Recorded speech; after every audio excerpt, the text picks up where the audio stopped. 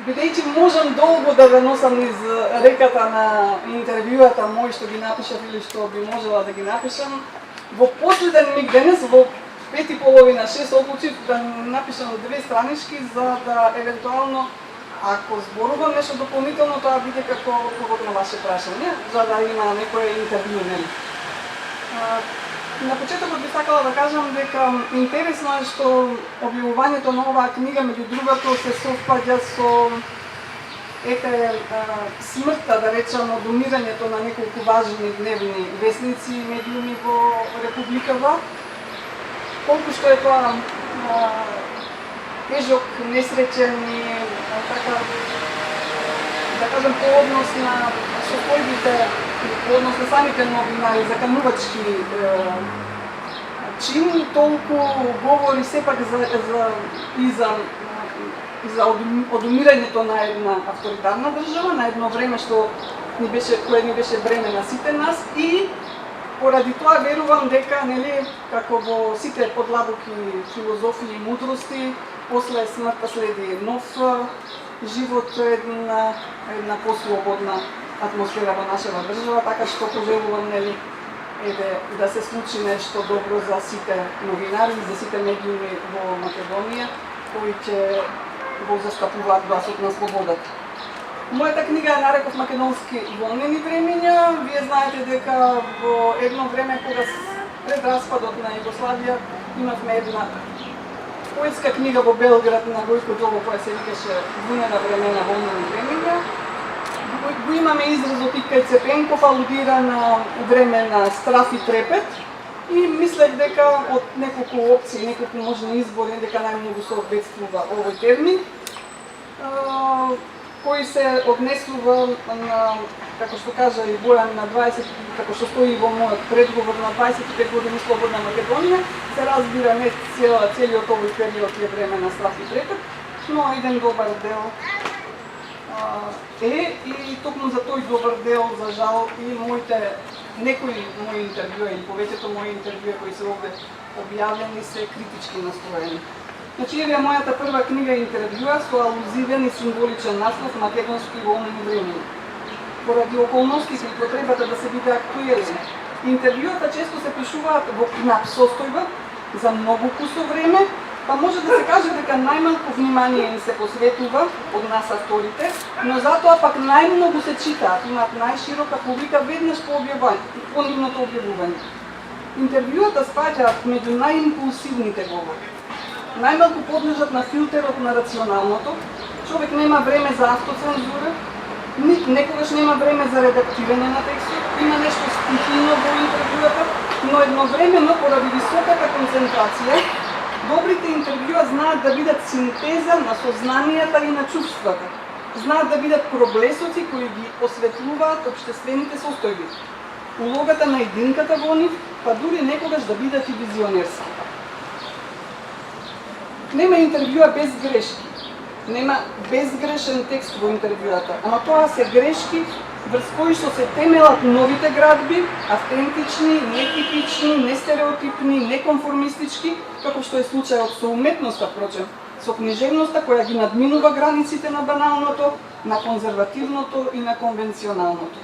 Во таа смисла можам да кажам дека интервјуто по дефиниција не книжевен вид говор, во некои своји облици содржи книжевно-есеистички, книжевно-мемориски и книжевно-епистоларни својства, дека тоа врши функција која не е чисто колоквијална, новинарска, информативна, туку се издига над обичното и тековното. Затоа добрите интервјуа се читаат од дистанца и од дистанца како да се актуелни. Во нив постои нешто кое импонира со смислата да се биде актуелен, занимлив, присутен сега и тук. Во авторитарни времења интервјуата подложни на цензура се, а каде што постои цензура се поттикнува и автоцензурата. Тоа се чувствува во вообичаените одговори кои се даваат во ракавици, премногу дипломатски. Каде што има забрана од надвор, од државата, од институциите, од семејството, таму доаѓа до внатрешни, лични забрани и една состојба на неслобода која станува модус на опстенок, култура на живење и на страдање. Но во мигот кога авторот ќе надмине потребата да биде политички коректен, кога ќе изгради свест дека само револтот ги придвижува нештата напред, дека само бунтовникот ги менува состојбите кои не нудат напредок, кои го осуетуваат прогресот. Тогаш авторот се ослободува од стравот и коректноста и станува слободен да действува со збор и со дело. Таквиот делотворен став е на чекор до визијата, а без визија народите се препуштаат на летаргија, на колективна депресија и се делегитимираат во историјата. Многумина ни замеруваат нам на творците, особено на членовите на МАНУ, дека не сме доволно присутни во јавноста, дека не го артикулираме јасно својот став. Ние се браниме на тој начин што тврдиме дека академијата не смее да се политизира ни да се меша во дневната политика. Ама всушност академијата, а особено академиците како творци, интелектуалци и индивидуи се повикани да бидат свест и совест на општеството. И како такви тие индивидуално треба да се искажуваат и да дадат свој прилог за надминување на општествената криза, која, например, во Македонија имаше карактер на голем јазол од кризни состојби, на Гордиев јазол над кој што демнеше сенката на авторитарноста.